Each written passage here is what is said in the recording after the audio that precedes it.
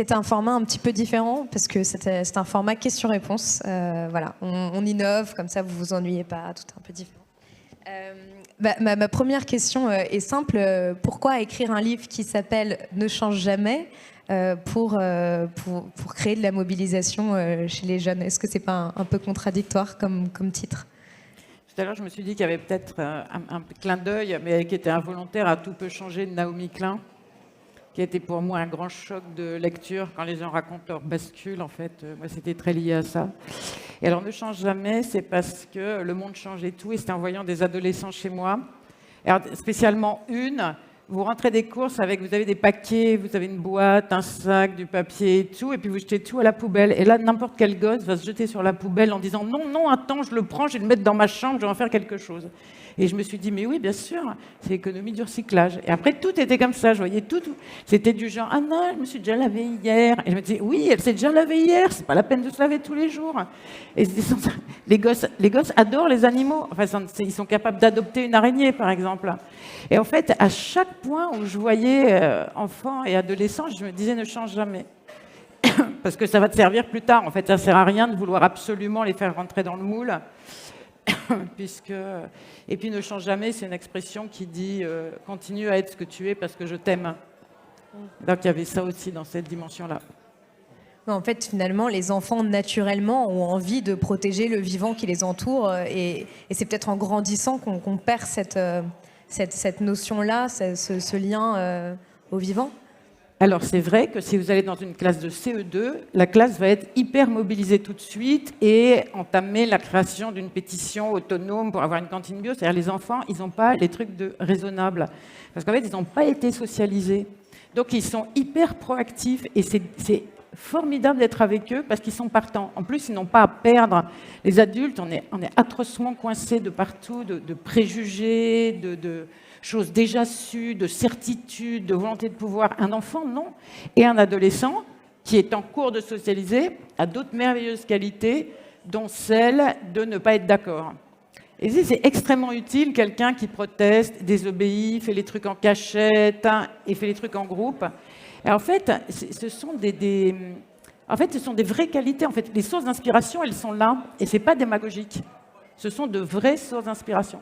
Et là, je peux dire aussi, par exemple, si vous prenez quelqu'un comme Greta Thunberg ou les jeunes gens de Youth for Climate, par exemple, ce sont des jeunes gens qui sont inspirants.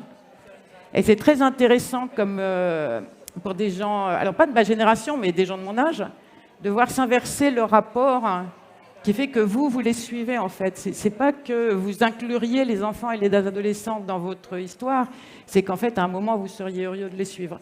Encore une fois, c'est pas démagogique, je pense pas que... Mais ça me semble très clair. Ça me semble très clair, voilà. En fait, on les méprise, en fait, la plupart du temps. La relation qu'on a à l'enfant et à l'adolescent consiste globalement à essayer de le casser, de le faire rentrer dans un espèce de machin carré, avec plus ou moins de succès. Mais ce qui est intéressant justement, c'est qu'aujourd'hui, ce sont les adolescents, les jeunes qui prennent ce rôle de sachant en quelque sorte vis-à-vis de leurs parents. Enfin, moi, j'ai beaucoup de parents qui me disent que c'est grâce à leurs enfants qu'ils ont eu des prises de conscience. Et notamment dans votre livre, c'est l'adolescent en fait qui prend la parole, qui s'adresse à ses parents, et qui les incite à changer, à renoncer à un certain mode de vie. Comment En fait, c'était plutôt rigolo. C'est parce qu'au départ, j'avais fait un texte au moment de la COP 21. Et c'était un texte qui s'adressait aux enfants. Il y avait des textes commandés à des écrivains, 31, et moi j'ai dit oui pour les enfants. Et c'est très difficile d'écrire pour les enfants au sujet du changement climatique et de la chute de la biodiversité, parce que vous savez que vous pouvez faire monter l'anxiété beaucoup trop haut, et qu'à un moment les gens sont absolument sidérés et ne peuvent plus rien faire, abandonnent tout. Donc j'avais fait ce texte qui n'était pas désespérant, mais même moi je le trouvais dur, que j'étais super flippée en l'écrivant, voilà, ça a été quand même super dur. Et je me suis dit, à cause de cette idée de non, change pas, récupère les trucs dans la poubelle, je me suis dit, c'est comme ça qu'il faut faire. C'est partir de ces trucs très marrants, et là, on va trouver un truc positif, quotidien, et ça va assez loin. Et alors, en fait, le livre, il y a à chaque fois 2 chapitres, sur maintenant 21 thématiques. C'est un adolescent qui râle, et ça, je crois que c'est plutôt comique, parce que je sais le faire, plutôt une adolescente d'ailleurs, et 2, une partie documentaire. Par exemple, sur « je ne veux pas me laver tous les jours », donc elle explique, blablabla, et la partie après, c'est sur l'eau. C'est-à-dire combien de... Donc il fallait ramasser énormément d'informations pour que ce soit très pédagogique, et voilà. Et donc il y a toute une partie sur les trucs du quotidien, et après, il y a parce qu'il ne faut pas se moquer de la tête des enfants aussi, parce qu'il faut arrêter de leur dire que ramasse tes bouteilles de plastique et tu vas sauver la planète. Un, parce que c'est pas vrai, et deux, parce que les autres n'ont qu'à ramasser les bouteilles de plastique. Ben, il y a des chapitres qui sont protester, désobéir, se battre, et j'en ai rajouté un qui me semble super important, qui est paresser. C'est la remise en question du travail dans le sens de la productivité. Donc ce livre, il peut donner lieu à des discussions en famille, si la famille le souhaite. Après, c'est plutôt un truc que j'ai essayé de faire le plus agréable, utilisable et pas trop anxieux, grâce à mon éditrice qui me barrait mes trucs. Tu ne peux pas écrire ça, tu ne peux pas. Mais c'est toute la difficulté aujourd'hui, justement, d'être à la fois lucide et pas trop anxiogène, puisque la réalité l'est un peu... Qu'est-ce que vous avez eu comme retour pour le moment sur votre livre ? Est-ce que c'était en accord, justement ? Est-ce que vous aviez envie de créer comme dialogue, comme sentiment chez les personnes qui vous lisaient ? Ouais, mais les gens sont toujours gentils, en fait, surtout en jeunesse, ils viennent pas vous voir en vous disant c'est pourri, je peux pas le lire. Ça pourrait, on sait pas. Ils disent ouais, c'est super chouette. Après, je pense que c'est vraiment intéressant de réfléchir sur ce lien qu'on a entre les générations. Parce que l'idée que les gens plus jeunes seraient mieux est fausse aussi. Si on donnait le droit de vote à partir de 7 ans, je pense qu'on aurait un président écologiste. Mais sinon, plus symboliquement, par exemple, Jordan Bardella, il est très jeune. Et Bruno Latour, il est plus si jeune. Et le Rassemblement national est le premier parti chez les 25-34 ans. Voilà, c'est ça. C'est ça. Et donc, c'est cette question du rapport. Et alors, sur le rapport entre les générations, il y a un petit chapitre que j'aime bien, qui dit, mais que j'aimerais bien approfondir même pour moi-même, qui dit « c'était mieux avant ». Et on dit toujours aux gens « c'était mieux avant », mais en fait, il y a un tas de moments où ce n'était pas mieux avant. Et il y a des théories super intéressantes, dont celle d'H.M.B., qui dit « le monde s'est déjà effondré à certains endroits ».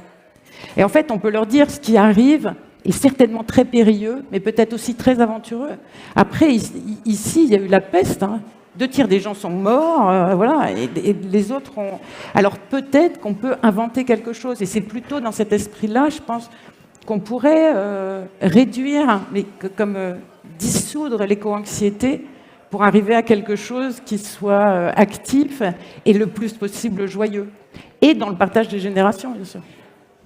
Alors justement, sur ce partage des générations, ce qui est intéressant, c'est qu'on voit qu'à la fois les très jeunes sont très engagés. Finalement, souvent, les grands-parents sont assez engagés. Il y a énormément de groupes de grands-parents pour le climat qui se créent de plus en plus en France. Et c'est plutôt les parents, entre guillemets, qui le sont moins et qu'on va traiter aujourd'hui un peu... vulgairement de boomer, enfin c'est vraiment c'est quand même un terme qui est rentré dans les conversations de tous les jours. Et donc, à votre avis, comment est-ce qu'on fait le lien entre justement toutes ces générations-là et on ne les oppose pas en quelque sorte? Ouais, je sais pas. Après, à mon avis, les gens qui sont dans l'entre-deux, ils sont la tête dans le seau, non ? Parce que moi, j'ai été la tête dans le seau dans des années aussi. Vous bossez, vous payez le loyer, vous savez pas comment... C'est pas une fausse question, fin de mois, fin du monde. C'est que vous n'êtes pas de mauvaise volonté, c'est juste un moment où vous êtes trop dedans. Alors peut-être les gens de ma génération, par exemple les passés 60, après je sais pas ce que c'est exactement un boomer, peut-être ces gens-là ont plus d'énergie et il faut qu'ils y aillent. Comme sur la question des réfugiés, il n'y a pas longtemps, j'étais avec un groupe de la CIMAD et tout ça, des personnes en dessous de 65 ans. L'énergie, elle est mise là. Pour la génération des parents, je sais pas, on va attendre que... Je sais pas quoi vous dire. Je ferais bien des blagues, mais en fait, je sais pas quoi vous dire. Vous pouvez... Dans votre livre, vous écrivez « Nous n'héritons pas de la terre de nos ancêtres, nous l'empruntons à nos enfants ». Si je dois reformuler ma question, c'est par exemple, il y a des données qui sont sorties récemment qui disent qu'un enfant né aujourd'hui va vivre 3 fois plus de catastrophes climatiques que ses parents. Est-ce qu'il peut y avoir un risque à un moment que tout ça crée une forme de colère, en fait, de la part de ces jeunes qui naissent aujourd'hui et qui se disent « Moi, j'y suis pour rien, vous avez eu la belle vie, pourquoi est-ce que ça fait depuis 1970 qu'on nous dit ?» Non. C'est-à-dire, si on commence, il y a des gens qui datent le début du changement au néolithique. Donc, ils peuvent faire le procès jusqu'au néolithique. Après, on dit c'est au moment de la machine à vapeur que les trucs s'enclenchent, en faisant le procès jusqu'à la machine à vapeur. Non, mais je vous dis ça parce que c'est quelque chose qu'on entend. La belle vie, j'ai jamais tellement pris l'avion. Et comme je vous disais, j'ai vécu le backlash féministe, j'ai travaillé comme un chien. Alors oui, j'ai eu la belle vie. Ouais. En fait, je sais pas. Moi, et après, les catastrophes climatiques... c'est toujours la même chose, c'est comment tu racontes l'histoire. C'est-à-dire, un enfant, il serait mort de la diphtérie, peut-être il y a 100 ans. Il serait mort de la tuberculose. Plein de gens dans ma famille sont morts de la diphtérie ou de la tuberculose. Là, on peut soigner, c'est dingue, on trouve un vaccin. En moins d'1 an, on trouve un vaccin. Donc, je ne dis pas que la solution, elle sera technologique. Peut-être une part de la solution sera technologique. Souvent, ce que j'ai envie de dire aussi, c'est que sur les métiers, il faut tous les métiers absolument. Il faut les gens pour les vêtements, mais il faut les inventeurs. Il y a beaucoup de gens très jeunes qui ont inventé des choses. Quand vous regardez dans les jeunes inventeurs, le nombre d'inventeurs de 13, 14, 15 ans, c'est important. Donc c'est plutôt comme ça qu'il faut le prendre, quoi. Après, vous pouvez toujours être dans la colère, le désespoir, le ressentiment, le procès. Juste, ça sert à rien. Alors justement, dernière question, qu'est-ce qui vous donne de l'espoir Moi, n'importe quoi. En même temps, je suis d'un naturel assez pessimiste. Et ce qui est très bien, en fait, parce qu'à force d'anticiper la catastrophe, en général, c'est moins pire que ce que vous attendiez. Donc, je peux vous conseiller ça. Voyez bien tout en noir, vous allez voir. Vous serez super content quand vous verrez des trucs un peu you-you. Donc, voilà. Non, moi, le moindre truc bien me remplit de joie. Je suis très fort dans le déni. Et sur l'avenir, par rapport au climat, tout ça, qu'est-ce qui ça va mal se passer, à mon avis. Et pas que le climat, hein, il va tout avoir derrière. Hein. Les gens vont bouger, ça va être la cata.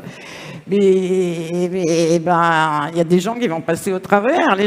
Voilà, il y a des gens qui vont le faire, j'imagine. Sauf si on disparaît tous, à ce moment-là, ma foi, voilà, ce sera fini, c'est pas grave. Mais peut-être que justement, à ce moment-là, on saura garder notre âme d'enfant, de créativité, d'indignation, d'une envie de protéger le vivant. Mais même, vous voyez, dans la Seconde Guerre mondiale, par exemple, vous voyez l'âge de Daniel Cordier, par exemple, quand il s'engage avec Jean Moulin, mais c'est un gamin. En fait, c'est nos gamins. Vous voyez Guy Môquet, 17 ans. Vous voyez le frère et la sœur Scholl. Je ne sais même pas s'ils ont 17 ans, en fait. Ils n'ont pas 18 ans quand ils sont décapités.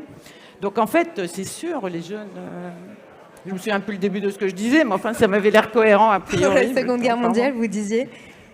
Non, ce que je voulais dire, c'est la capacité des gens très jeunes à s'engager, mais comme je ne me souviens plus d'où je suis partie, je ne vois pas pourquoi je répétais cette idée-là.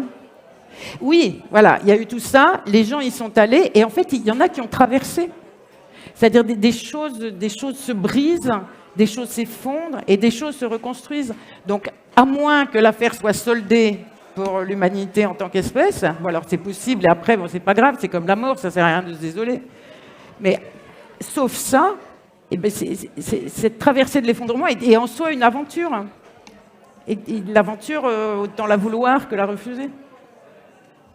Il ne faut pas avoir peur, ma petite fille. Oui, je n'ai pas peur. J'essaie de ne pas avoir peur. Mais merci beaucoup. Non, merci en tout cas. Et bien, allez tous acheter Ne change jamais. Non.